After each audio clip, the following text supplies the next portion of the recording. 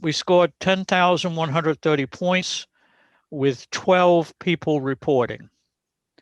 If you notice some of the scores around us of other clubs, Indiana, ARRL, 2,000 points with only 5 people. So the proportions are correct, but what it says is a good number of our members actually went on as Class A, Class B or E or F type stations, which is very good, considering everything was last minute and we decided that, or we were told we could not have a field day. So that was a very good effort on the point of Central Mass members, ARRL members. Next slide. These are the new field day rules for 2021. I tried to increase the size of the font so you could see it, but it would mean about 3 slides. So this presentation of 3 slides will be, I'm going to send it to Lynn tomorrow to put onto the website. So the classes that we were looking at last year where we could work at home or out in the barn or wherever we could do are particularly 4.5, Class C, a mobile. Again, as long as it's got its own generator and power, that you're not connected to any kind of antenna system on the ground or any power cables to somewhere, you can operate mobile. Class D to home stations. Okay, same as last year, using commercial power. Originally, you could only count contacts you made with other class, class A, B, C, and E, not D. But the important rule waiver for 2021 is Class D stations may work all other field day stations, including other Class D stations for points. And that includes working a field day operation, even for the same club, providing the field day call sign is different from yours. We'll go into that more in a little bit. So that's an extension of this year's. The other thing also in the Class D and E, stations are limited to 150 watts PEP. So most of us only have transmitters that have 100 watts. Some have 1.5 kilowatts and 300 watts, etc. So 150 watts peak envelope power is the maximum transmitter output power. And you can do a hell of a lot with 100 watts.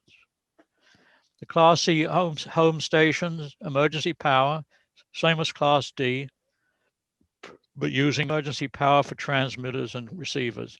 What's emergency power? Batteries or generator, but not the household mains or any other type of fed AC system in your area. For the Class E stations, the 150 watt peak power limitation is as stated above. Class F, the Emergency Organization Center, that's the same as last year. We ourselves don't have an EOC situation, but you might also belong to a club or go to a club that does, and those rules would apply. Adrian, quick question. Rules 2020. Yeah.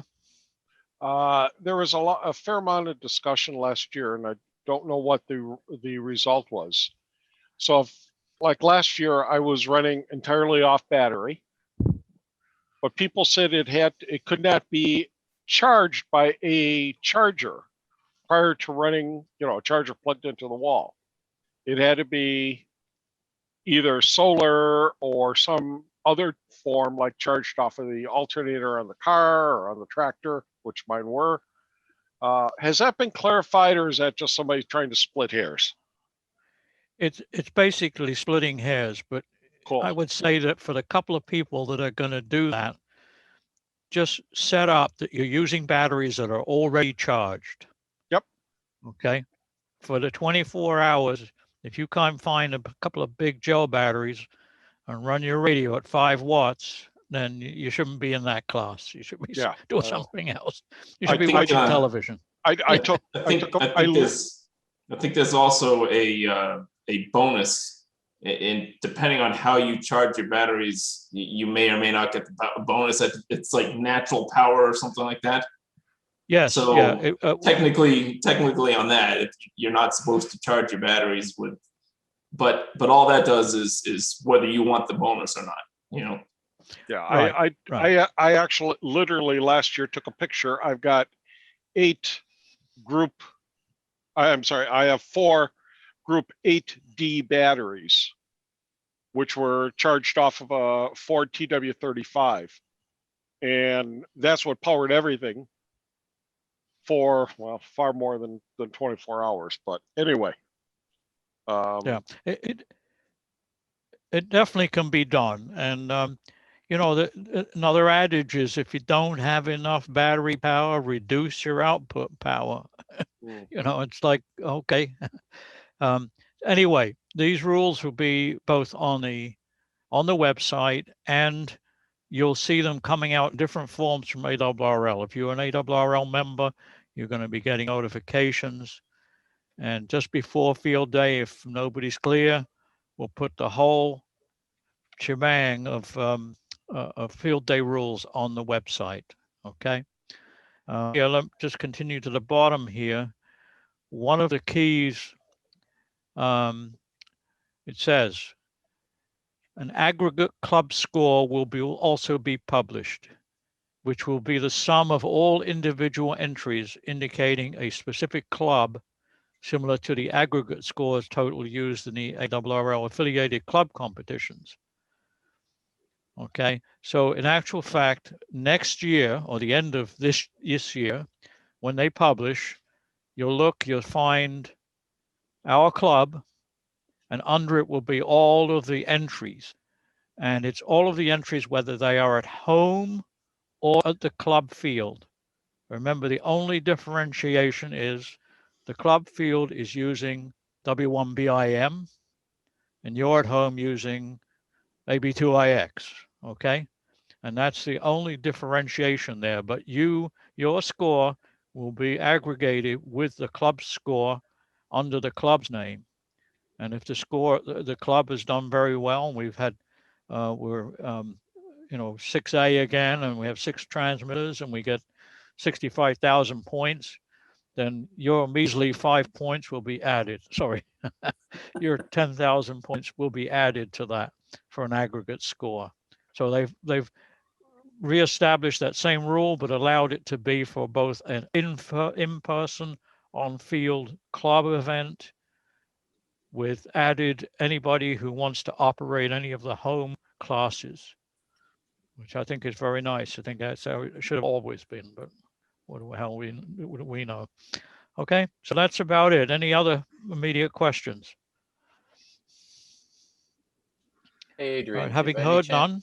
Hey, Adrian, by any chance, do you have the 12, do we know who the 12 people were that contributed to that for last year? Do you have that or no? No, I do not have that. I have an idea about 3 of them, but no, I do not.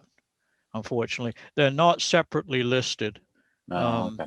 That was the only other thing they didn't do, because otherwise, they would have 100,000 registrations. It was bad enough when they register each club, and there are 46,000 whatever, or I don't know how many clubs there are, 10,000 in the book. So no, I don't know who those 12 were. Whoever they were, they did a great job, whoever you are. Okay. Adrian, Any more questions? This is Morris. Yeah. I don't know if I'll be able to go to field day if it's having, but I can tell you this. The last few field days, I have brought up my huge, I'm sorry, but my brain is going asleep. I'm trying to think of the word and I can't, but I also have a generator that I would be willing to allow the club to use. And I also have solar panels, big ones, 150 watt, I think. the club wanted to use them to charge batteries at the field day. Okay, Morris, what I will do is I will write, as I'm directing the field day this year, no matter what it comes out as, Yep, I will put that down as useful information. We will Okay. also send out a notice to all members to ask what they do have. As it is right now, if we had a field day tomorrow, we can pull together about 5 generators, okay, a set of solar panels. We're missing our friend Bob, so there's quite a number of items that we'll need to find. So the answer to your question is very good. When I put out the request answer, and we'll have this big list of things, and we'll ask people to put their money where their mouth is. Okay. okay. No All right. Thank problem. you. You're welcome.